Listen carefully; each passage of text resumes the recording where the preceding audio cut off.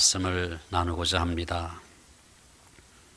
학창시절에 주홍글씨라고 하는 소설을 읽으신 분들이 많으리라고 생각이 됩니다. 1850년에 쓰여진 소설입니다. 나다니엘 호소운의 작품이죠. 미국의 이제 건국 초기, 그러니까 영국의 청교도들이 신대륙으로 건너와 가지고 청교도 사회에 어두우면서도 아주 근엄한 그런 사회상을 잘 그려내고 있는 19세기 미국의 대표적인 소설이라고 일컬어져서 영문학과 학생들이 필독서로 읽게 되고 또 우리 중고등학생들이 학창시절에 다 읽게 되는 그런 책입니다. 그 소설을 보면은 헤스터 프린이라고 하는 젊은 여인이 늙은 의사와 결혼을 해서 남편은 영국에 남겨두고 이제 신대륙으로 건너와서 남편을 기다리는 사이에 성직자와 불륜의 관계를 맺게 되죠. 사실 그 비밀을 감추기 위해서 오랫동안 노력했습니다마는 결국 그들의 양심이 그것을 가릴 수가 없어서 결국은 성직자와 간통했다는 것이 밝혀지게 됩니다. 성직자는 죽음을 맞게 되죠. 그러면서 이제 이 여인은 형벌을 받는데 가슴에 A자를 새기고 평생 살도록 형벌을 받습니다. 가슴에 A자를 이렇게 새겨가지고 그 A자는 영어로 adultery라고 하는 간음이라는 그 단어의 첫 글자 A자입니다. 그래서 주홍글씨, scarlet letter라고 하는 것이 바로 그 A자가 주홍색이기 때문에 소설의 제목이 됐습니다. 그 소설을 읽으면서 여러분은 어떤 생각을 하셨습니까? 저는 이런 생각을 해보았습니다. 우리는 어떤 사람이 저지른 실수나 그의 한 측면만을 보고서 그에게 낙인을 찍습니다. A자를 새긴다고 하는 것은 나는 간음죄를 지은 사람입니다. 이런 뜻이죠. 그러니까 그 형벌이 사실은 무서운 형벌입니다. 어디를 가도 A자가 따라다닙니다. 나는 간음죄를 지은 사람입니다. 나는 간통녀입니다. 이런 그 단어를 새기고 다니니까 얼마나 수치스러웠겠습니까? 세상 문화에서는 물론이고 교회에서도 한번 낙인이 찍히게 되면 찍힌 사람이 되어가지고 공동체에서 낙오자가 됩니다. 하지만 하나님께서는 우리를 그런 식으로 낙인 찍지 않으신다는 사실을 주목해 보았습니다. 하나님께서는 죄인인 우리에게 새로운 의의 옷을 입혀주시고 죄인의 옷을 벗기고 구원의 흰 세마포의 옷을 입혀주시는 것입니다. 그분은 우리에게 간통녀다, 간음죄를 지은 죄인이다 라는 낙인 대신에 새로운 이름과 새로운 정체성과 새로운 인생을 허락해 주십니다. 요한복음을 보게 되면 나다니엘 호소운의 주홍글씨와 비슷한 이야기가 나옵니다. 한 여인이 간음하다가 현장에서 붙들립니다. 신앙심이 깊은 군중들이 그녀를 둘러싸고 손에 돌을 들고 돌로 쳐 죽이려고 하고 있습니다. 그때 예수님은 이 간음한 여인을 변호해 주십니다. 그렇다고 해서 간음 행위를 두둔하신 것은 아닙니다. 너희 중에 죄 없는 자가 먼저 돌로 치라고 말씀하셨습니다. 그러나 사람들은 한 사람씩 손에 들었던 돌을 버리고 자리를 떠났습니다. 결국 그 자리에 예수님과 여인만 남게 됩니다. 그때 예수님께서는 그 여인을 용서하시면서 이렇게 말씀하십니다. 가서 다시는 죄를 범하지 말라. 이렇게 말씀하시죠. 우리는 어떤 사람이 실패한 이야기를 듣거나 어떤 사람이 죄를 범한 이야기를 들으면 흔히 이런 생각을 합니다. 나는 너보다 낫다. 왜 그렇게 살아가나? 나는 너보다 낫다. 이런 생각을 합니다. 그러죠? 그러나 우리가 솔직하게 기억해야 할 것은 하나님의 은혜가 아니었더라면 우리는 그보다 더한 일도 했었을 것이라는 사실입니다. 사람들이 죄인이라고 정죄하고 실패자라고 낙인 찍을 때에도 예수님은 그들을 변호하셨습니다. 그리고 그들에게 은혜를 베푸셨습니다. 간음하다가 현장에서 잡힌 그 여인이 그 자리를 떠나기 전에 예수님께서는 그녀의 인생 경로를 철저히 바꾸어 주셨습니다. 하나님의 은혜는 죄책감을 감사로 전환시키는 촉매가 되는 것입니다. 은혜의 행위 하나가 어떤 사람의 인생의 최악의 순간을 결정적으로 바꾸어 놓을 수 있는 것입니다. 간음을 하다가 현장에서 잡힌 그 여인이 바로 그런 경험을 하지 않았습니까? 자신이 저지른 죄와 실수에 대한 가장 심각한 후회를 가장 멋진 가능성과 소망으로 변화시켜 주신 것입니다. 내가 너를 용서한다.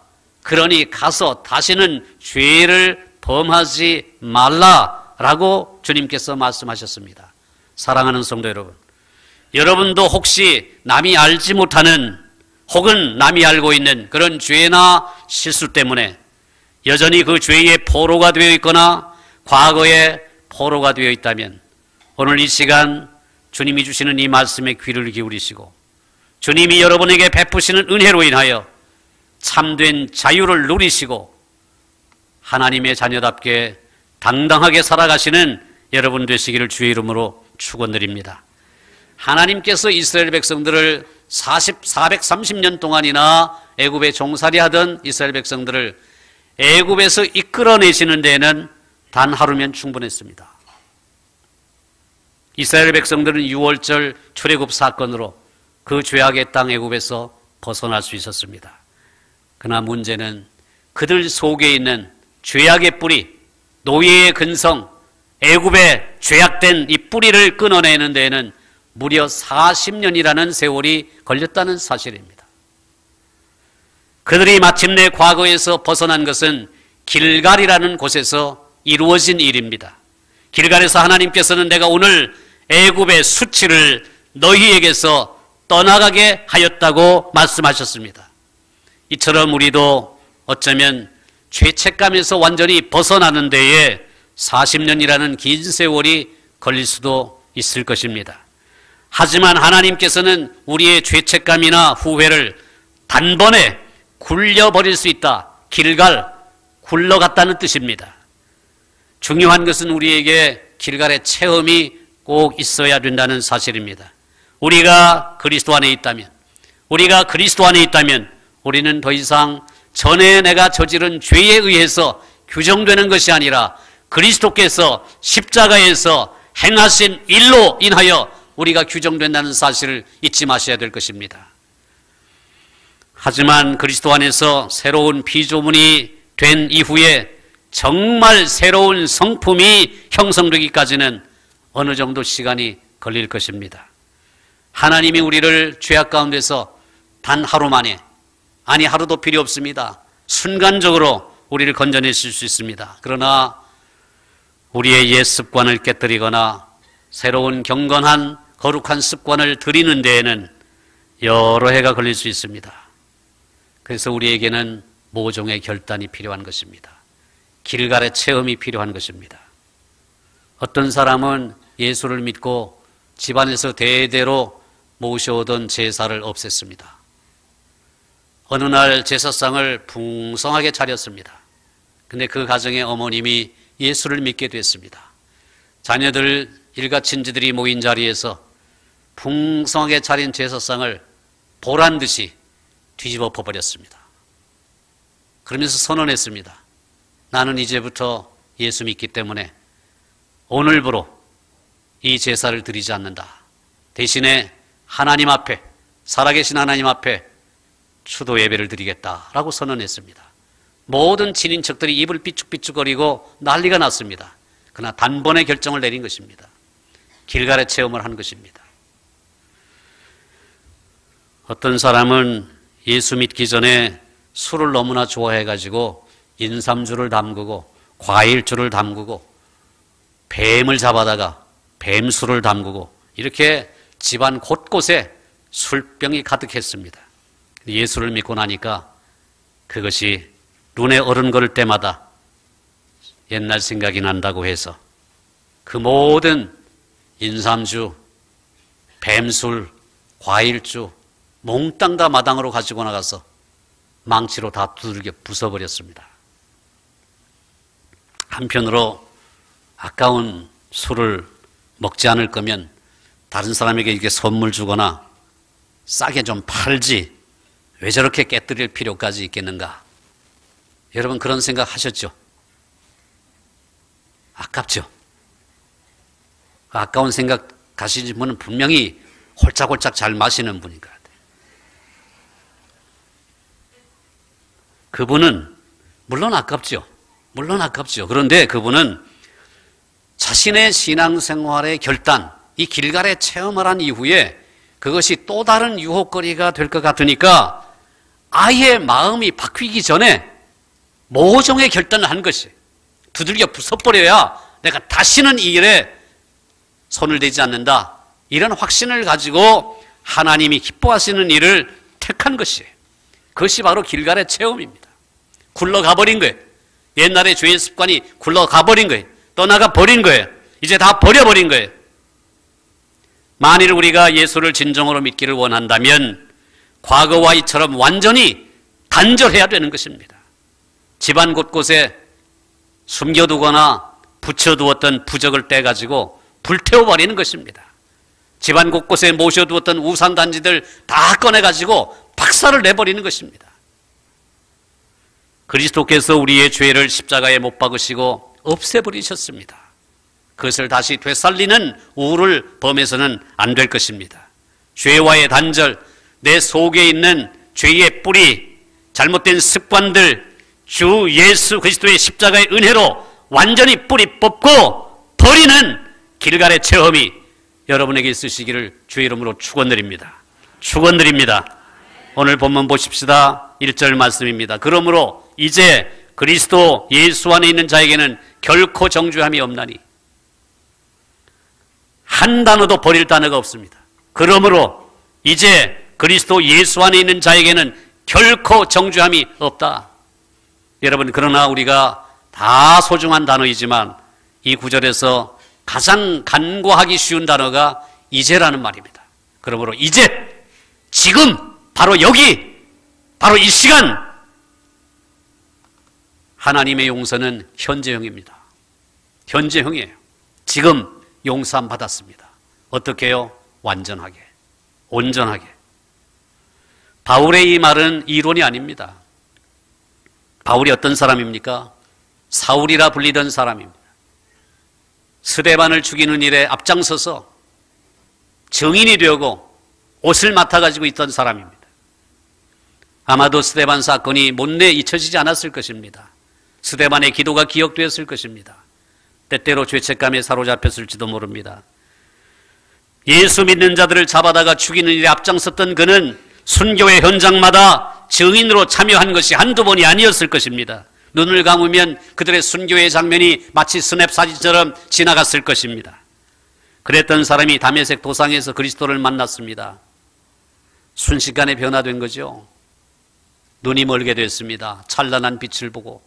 그러나 사흘 만에 아나니아의 안수로 눈이 뜨여졌습니다. 그와 동시에 그 경험을 통해서 길갈의 체험처럼 다메섹 도상의 경험을 통해서 바울은 하나님의 은혜로 자신의 죄에 대해서 눈이 멀게 됐습니다. 세상에 대해서 눈이 멀게 됐어요. 세상 부귀영화에 대해서 눈이 멀게 됐어요. 죄악에 대해서 눈이 멀게 됐단 말입니다. 하나님은 우리가 예수 그리스도를 믿을 때 우리의 모든 죄를 이처럼 깨끗하게 사해 주시는 줄로 믿습니다. 우리가 지은 모든 죄에 대해서 눈멀게 하십니다. 그렇다고 해서 우리 자신의 죄를 무시하거나 부인하라는 것이 아닙니다. 여러분, 이 사실을 아셔야 됩니다. 우리의 죄성을 과소평가하는 것은 하나님의 은혜를 경시하는 것입니다. 우리의 죄성을 과소평가하는 것은 하나님의 은혜를 가벼이 여기는 것입니다. 사도 바울은 자신을 어떻게 여겼습니까? 사도가 된 이후에도 자신을 칭하기를 죄인 중에 괴수라고 했습니다. 자신의 죄성이 너무나 심각하다는 사실을 알게 된 것입니다. 오호라, 나는 곤고한 자로다. 누가 이 사망의 몸에서 나를 건져내랴. 내가 원하는 바 선은 행하지 아니하고 원치 않은 악을 행하나니 이것은 내가 행하는 것이 아니라 내 속에 거하는 죄인이라 이렇게 말씀하지 않았습니까? 자신이 최악의 죄인임을 기탄 없이 시인할 때에 하나님의 은혜가 너무나 큰 것입니다. 나는 죄가 없다고 생각하면 하나님의 은혜가 작아지게 되고 내가 죄인 중에 괴수라고 생각하면 하나님 은혜가 그만큼 커진다는 사실이에요. 갈보리 십자가에서 예수님은 죄의 사슬을 끊고 우리에게 향한 저주를 부수어 버렸습니다. 이것은 역사상 가장 위대한 업적이요 사건이었습니다. 하지만 우리는 이 사건을 너무나 가벼이 여기는 경향이 있습니다. 내 죄의 빚이 온전히 청산되었고 나는 온전히 사함받은 존재라는 사실. 여러분, 이것은 절반의 복음입니다. 보십시오. 내 죄의 빚이 온전히 청산되었고 나는 온전히 사함받았다. 복음이죠. 그러나 그것이 절반의 복음이라는 사실을 아셔야 됩니다. 또 다른 절반의 잔이 비어 있습니다. 무엇이냐면 청산된 이 죄의 자리에 예수 그리스도의 의가 우리에게 심겨졌다는 사실입니다. 여기에 놀라운 진리가 들어 있습니다. 예수님께서 십자가에서 다 이루셨다고 말씀하셨죠. 다 이루셨다는 말에 헬라어가 테텔레스타이라는 단어입니다. 근데 그 단어가 무슨 뜻이냐면 지불 완료란 뜻입니다. 죄값을 다 갚았다는 것입니다. 자, 우리의 죄값이 다 치러졌다라는 사실은 복음입니다. 그런데 절반의 복음입니다. 나머지 절반은 무엇이냐면 죄값이 다 청산된 그 자리에 그리스도의 의가 우리에게 충만하게 채워졌다는 사실입니다. 그러므로 정말 은혜를 아는 사람은, 정말 은혜를 아는 사람은, 정말 복음에 붙들린 사람은 죄의 불의에서 나와야 되는 겁니다. 그리고 의로 충만한 사람답게 살아야 되는 것입니다. 그리고 또다시 죄에 넘어지는 자신을 처절하게 바라보며 회개해야 되는 것입니다. 아직도 뿌리 뽑지 못한 죄의 습관을 가슴 아파야 되는 것입니다. 왜냐하면 내 속에 있는 그리스도의 의와 도무지 어울리지 않기 때문입니다.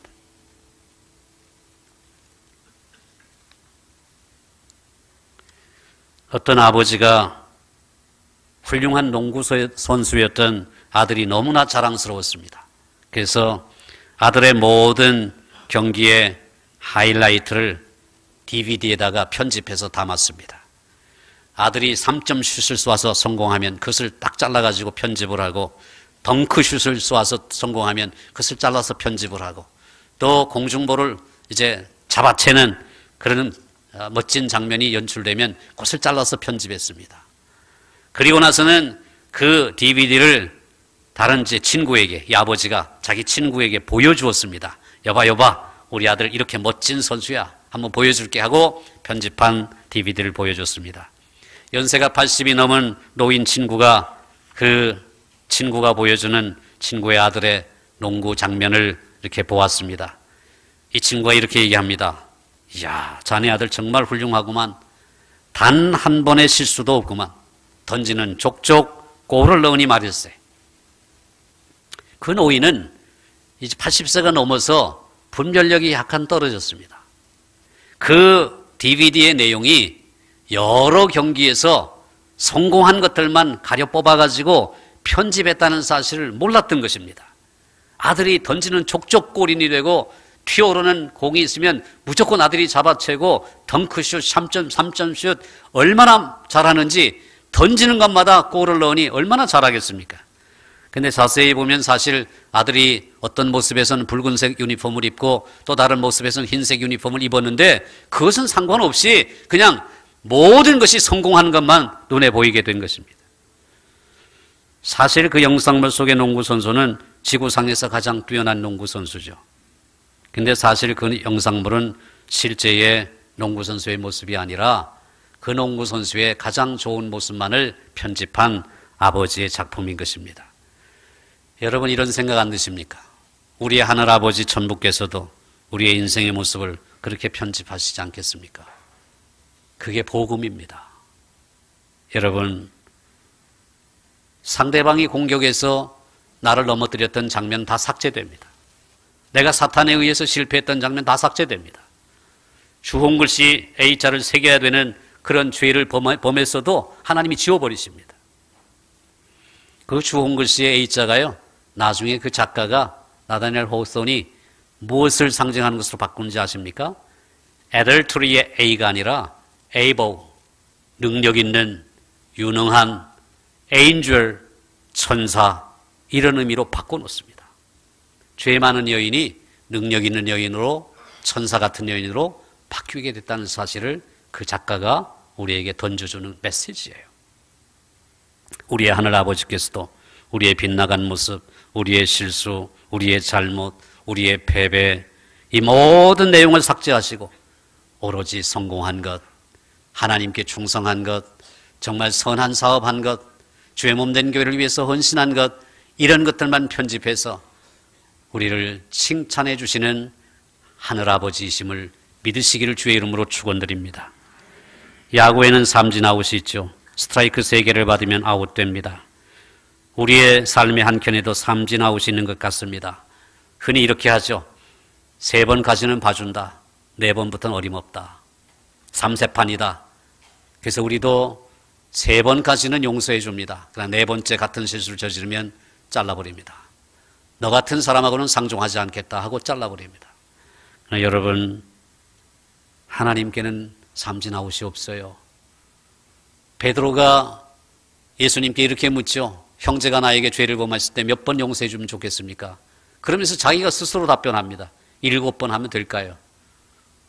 자기 딴에는 충분하다고 생각한 거죠. 3번이 아니라 3세판이 아니라 7번까지 완전수니까요. 7번까지 용서하면 되겠습니까? 예수님께서 뭐라고 말씀하셨죠?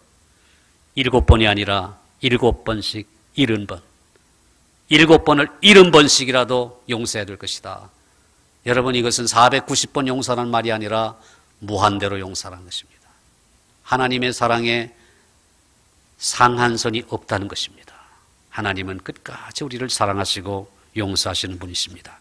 예수님께서는 이 말씀을 하신 후에 1만 달란트 빚진 자를 탕감해 준 주인의 이야기로 이어집니다.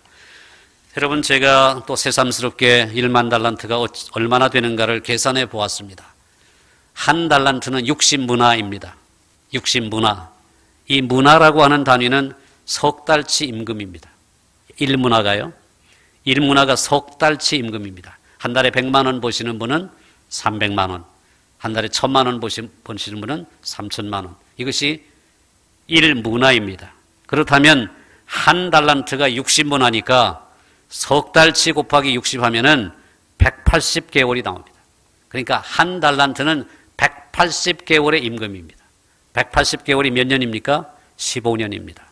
한 달란트가 15년 임금입니다. 그렇다면 1만 달란트는 15 곱하기 1만 해서 15만 년입니다. 여러분이 15만 년을 벌어서 한 푼도 쓰지 않고 빚 갚는데 갚아야 1만 달란트를 갚을 수 있습니다. 가능하시겠습니까? 여러분, 우리의 평균 수명이 80년이라고 가상할 때 15만 년은 80년씩 1875번을 살아야 됩니다. 죽었다 살아나고 죽었다 살아나고 1875번을 계속해야 간신히 1만 달란트를 갚을 수 있습니다. 그것도 한 푼도 쓰지 않고요. 그리고 한 살부터 80세까지 계속 벌어야 되고요. 말이 안 되는 것입니다. 여러분, 이 비유의 핵심이 이것입니다. 그리스도께서 십자가에서 이루신 대속의 은혜는 무한하다는 것입니다. 그리고 우리가 갚아야 할 빚은 우리 힘으로 못 갚는다는 것입니다. 그리스도의 십자가의 대속의 은혜가 없었다면 우리는 빚을 갚을 길이 없다는 사실입니다. impossible입니다. 불가능입니다.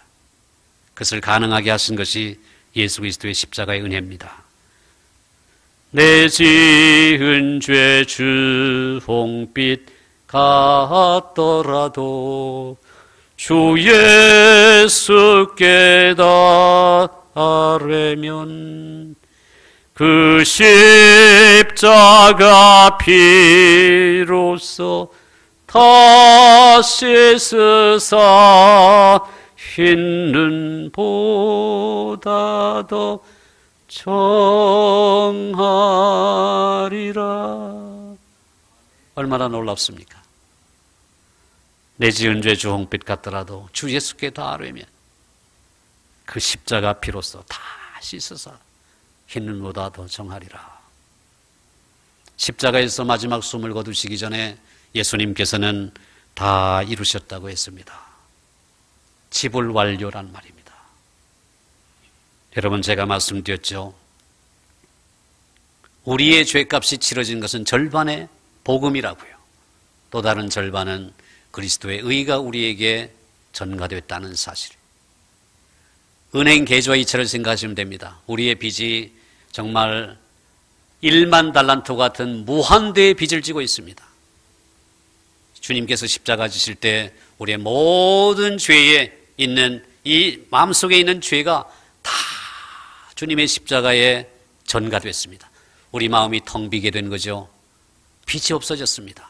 지불 완료입니다. 그런데 이 가슴에 주님의 의가 우리에게로 충만하게 계좌 이체가 됐습니다.